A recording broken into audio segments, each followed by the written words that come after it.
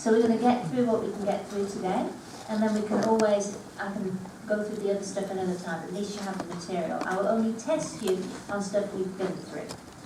But we'll have a talk about that, and talk about the emphasis that we need to take on this. So I'm going to talk about muscle disorders of the horse. So here's some terminology. Myopathy is a general term. It simply means muscle disease of the muscles. But rhabdomyolysis, which is a word that comes up a lot, and sometimes is used incorrectly and interchangeably. Rhabdomyolysis actually refers to the breakdown of muscles. So those kind of classic syndromes of horses tying up and sweating and having high muscle enzymes and myoglobin, that's the kind of rhabdomyolysis type. And we have necrosis of the muscle and release of muscle content. Okay? So be clear about those two terms. Okay? So muscle disease is really interesting actually over the last 10, 15 years. Because it used to be that all these muscle diseases, people thought it was kind of manifestations of the same thing. But there's been an awful lot of research done. If you want to look up this research by people like Stephanie Bauer and Richard Pearson, they are awesome, and they have really kind of moved on muscle disease in horses a great deal. So they've actually found a number of underlying diseases and genetic conditions that predispose to this. So what I want you to take away from this is the kind of diseases that are common in different breeds of horses. This kind of affects sometimes how you treat things, and sometimes how you address things. Okay? So all these things, they're called things like tying up, Monday morning disease, azoturia, equine rhabdomyolysis, equine myoglobinuria. Just lots of different names for the same kind of thing. Okay? But we have really, we've really come forward an awful lot and managed to identify particular problems. We classify them as non-exertional versus exertional. So you can have myopathies, muscle disease, that occur in a horse when it's at rest, okay? And then you can have muscle diseases, usually the rhabdomyolysis type syndromes that occur when the horse is at exercise. And then you can have and then you've got to kind of decide whether they're associated with the rhabdomyolysis, lots of destruction of the skeletal muscle, or you don't have muscle breakdown. So you may have things like atrophy and cellular infiltration and things like that, and muscle wastage, which would not be a rhabdomyolysis, right? So we kind of classify them like that. So I have tried to break it down fairly logically for you. Because when you look this up, this is initially quite complicated. So when I'm going to do your test questions, I'm going to do it on, if you're presented with this kind of horse, what sort of diagnostic protocol are you going to follow type scenario, so that you start to recognise the patterns of disease in the different breeds and the different presentations. That's what we need to get out of this, okay? So, signs of rhabdomyolysis, the real classic tying up. Initially, these horses may have shortened hind limb stride. They may be reluctant to move, okay? When you feel, palpate the muscles can be stiff, okay?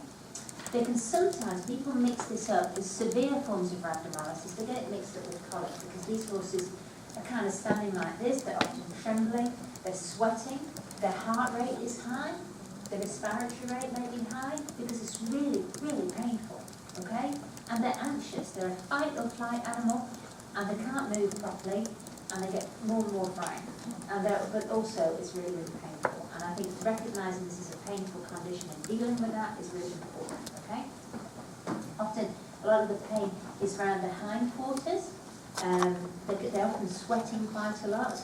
If we take blood samples, then depending on the incidence of the rhabdomyolysis, your CK starts to rise between 2 and 6 hours, right? So if you take it immediately, it may not seem that high, but you've got to wait for 2 or 6 hours. AST takes longer to become elevated, but it stays higher for longer. So your CK is actually really useful, because if your CK starts to plateau out or to drop and your AST is high, it means that you have the actual active muscle disease has kind of stopped, it'll settle down. There's no further rhabdomyolysis. So that CK is really important. Is that clear? Sometimes, if you get a lot of release, a muscle breakdown, you get release of myoglobin into the bloodstream. And so that myoglobin causes problems with the kidneys and actually can cause, eventually exacerbate renal failure. So you need to recognise that and put horses with, if you see a horse with myoglobin urea, we need to get it on fluids, right? And then the urine, it's a kind of browny colour, right? It's a dark brown colour. So it's dark, and people can get it mixed up. When you do your dipstick, it will look like it's hemoglobin urea because there's quite a reactivity, but you just need to look at the clinical signs and the appearance of the urine and tell the difference. Okay. So, horses that present, so any horse can get exertional rhabdomyolysis. Like, I do not have a genetic predisposition towards, like, rhabdomyolysis, but if I go to CrossFit, I get rhabdomyolysis and muscle stiffness and probably some, because whatever. But it's not, but it's due to, so it's not like as severe as a rhabdomyolysis, but you know what I mean, and you get stiff because I'm not properly conditioned for that, all that kind of good stuff. So if you get a kind of one-off exertional rhabdomyolysis in a horse without a history of recurrence, and you get and that horse normally doesn't have an increased CK exercise, then it could well be because of extrinsic factors. So any old horse that is overworked and underconditioned or becomes dehydrated or overheated or has dietary imbalances like selenium deficiency or problems with excess soluble carbohydrates and then not being exercised for a few days and then they exercise, all that kind of thing. These can all have rhabdomyolysis, okay? But it tends to not recur once you sort out the initial problem. So, if you condition your horse properly and you don't ride it for hours in the 95-degree heat and all that kind of good stuff, then it's a kind of one-off. So you can have extrinsic factors that will result in a horse tying up, and any horse can tie up, right? If it's not managed right, or if it's overridden and under-conditioned. But what we're more, and I'll talk to you about how you deal with those, it's usually associated with overtraining or overexertion above the animal's fitness level, just like in people, right? If horses have been laid off for a few days and they have a lot of excess glycogen storage because of that, and sometimes it can predispose to it, it's a kind of poorly understood type of thing. They think it may be due to glycogen accumulation and then lactic acid buildup and oxidative stress. Most of them do really well. Okay, most of these sporadic ones in a horse that does not have some severe underlying condition do really well, unless you have really ridden them into the ground. Okay, so and you can stop them repairing with changes in management. So treatment, you don't need to work. So if a horse ties up, you don't need to work it further. You don't need to walk it too much to loosen its muscles off, and all that stuff. You need to rest it, okay? The length of the rest period that you give it depends on how much muscle damage you've got and response to therapy, and then you can measure CK and it should kind of be dropping down, okay? So this is a really painful condition, okay? And so what you need to do is you need to give analgesics. And sometimes the best analgesics are actually some sedation because the horse is so anxious. So often I'll give some xylazine. I might give them some butorphanol too. That works really well together. If they're really, really painful, these rhabdomyolysis horses, you can do a continuous rate infusion of clonidine. And it's totally fine. Because sometimes they are so painful and anxious that it becomes an ethical issue, You can give them non-steroidals. Often they will not give as much relief in the early acute stages as sedation with an alpha-2. Acecpromazine is sometimes quite effective to kind of just relax them, and it's a vasodilator and all this kind of thing. You can also give dantrolene. And so what dantrolene does is it antagonises the myelin receptors. Okay, and those are little receptors on the cytoplasm in particular that release calcium and allow contractility.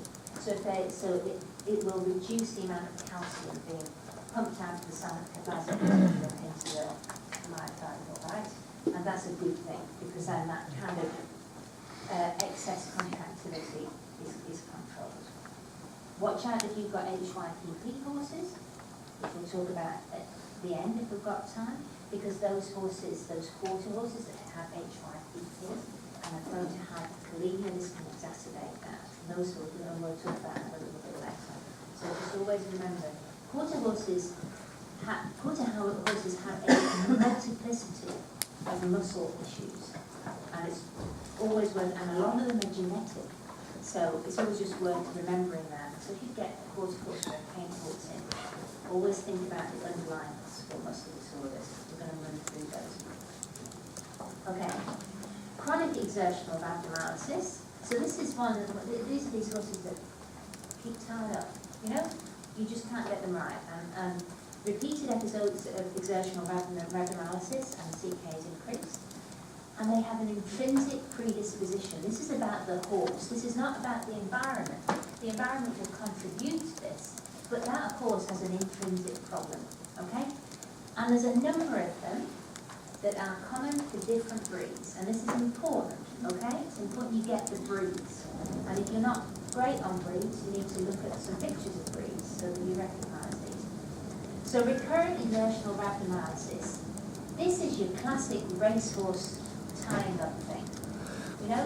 So when people used to talk about rhabdomyolysis, they really used to talk about your racing thoroughbreds, and then they'll it's usually after they've done kind of fast exercise, but it's kind of controlled.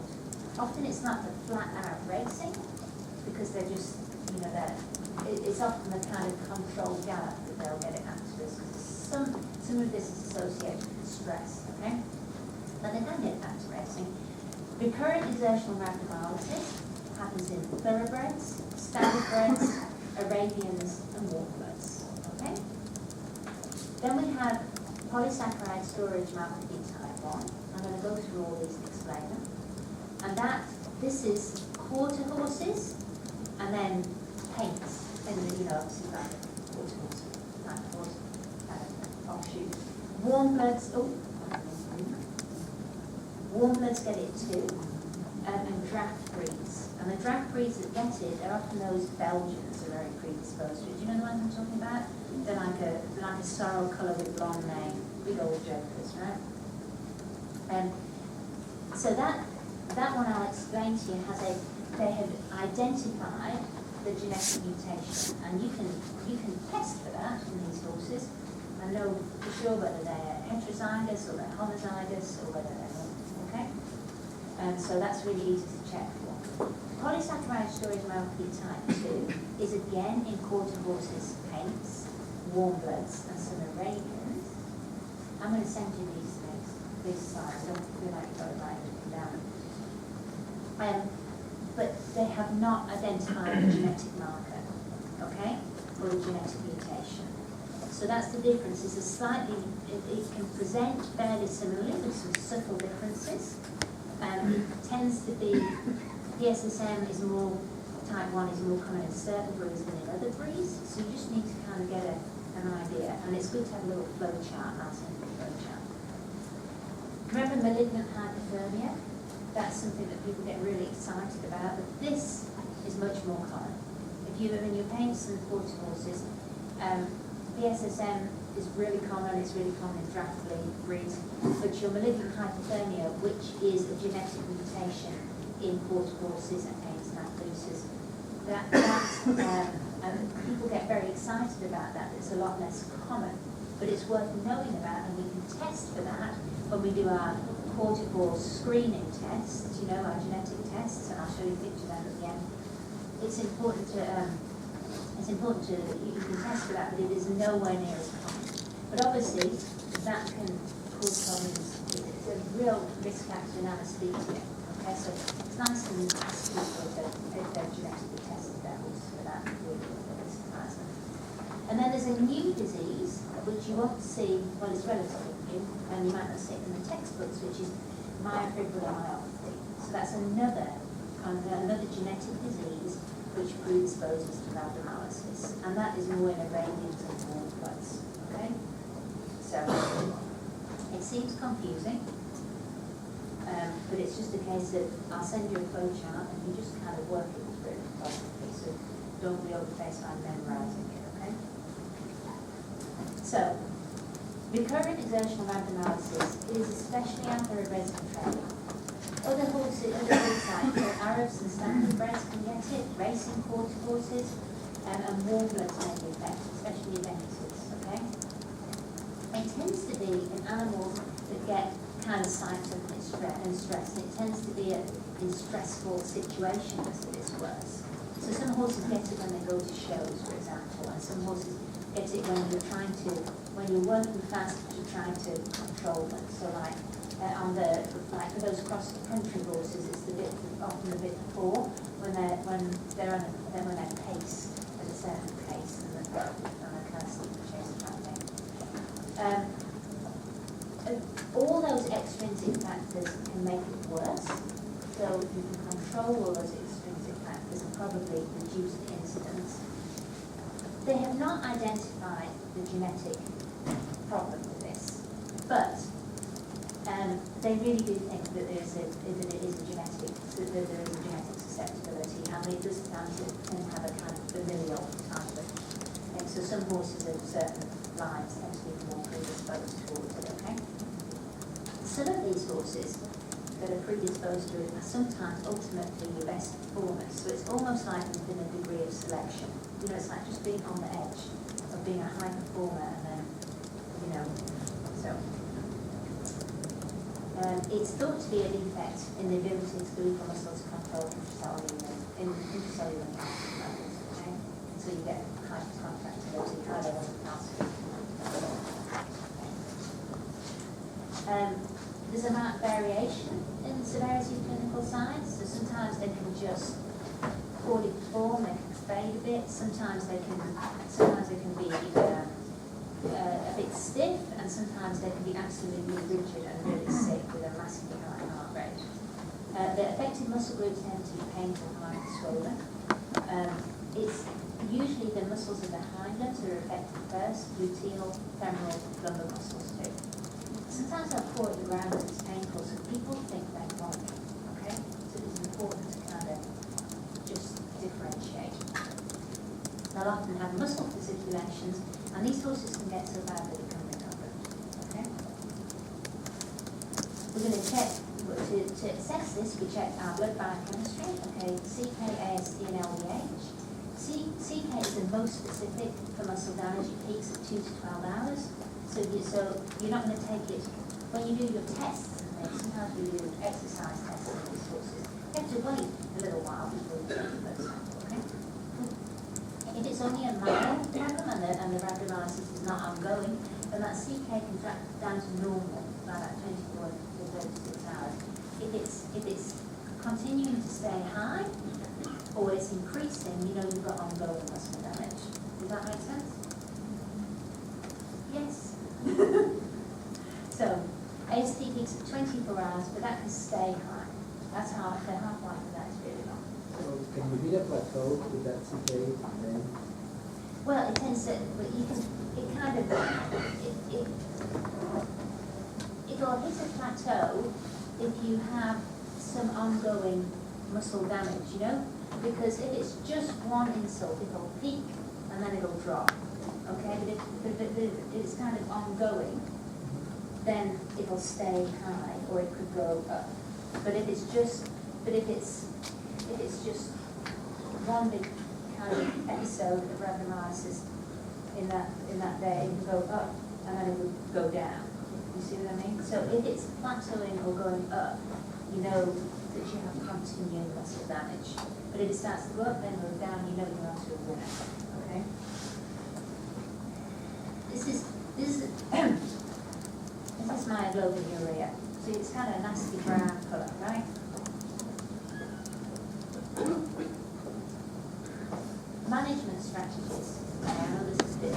slide. These horses are often, now, because these are different, the horses that have PSS tech, which we're going to talk about later, okay? These RAR horses, they're often really fit, and often they only require a few days off. These horses often, if it's not really severe, they often do really well, okay? For these horses, for any horses that suffer from recurrent exertional rhabdomyolysis, keeping them confined and then exercising them is not a great thing. It's great to have some turnout, and the more turnout the better. But for these racehorses, management issues, they're usually on the yard, it's problematic, but you really want to try and get them not store confined for 25 hours. It's a stress related, so you need to minimise stress. So turnout helps. Getting a really regular exercise routine that's not stressful is good. So you maybe feed these horses first, so they're not banging at the door and getting psyched up.